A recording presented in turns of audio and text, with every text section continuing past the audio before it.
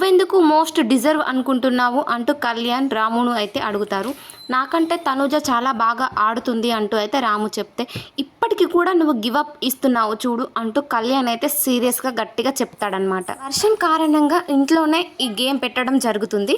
So సాయికి తనుజకి మధ్య కూడా డిస్కషన్ జరుగుతుందన్నమాట.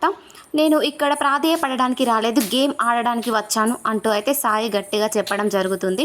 తనుజ అంటుంది కదా, ఎవరో గేమ్లో హెల్ప్ చేయాలి, నాతో డ్యాన్స్ చేయాలని అడిగింది అంటూ అయితే తను రివర్స్ కౌంటర్ అయితే వేస్తుందన్నమాట. అలాగే మైండ్ యువర్ వర్డ్స్, సెన్స్ లేకుండా మాట్లాడకు అంటూ కూడా ఫైర్ అవ్వడం జరుగుతుంది. దానికి క్లాప్స్ కొట్టుకుంటూ అయితే డిఫెండ్ చేసుకుంటాడు సాయి. కెప్టెన్కి బిగ్ బాస్ నామినేషన్ చేసే ఒక పవర్ అనేది ఇవ్వడం జరుగుతుంది, డైరెక్ట్ నామినేషన్.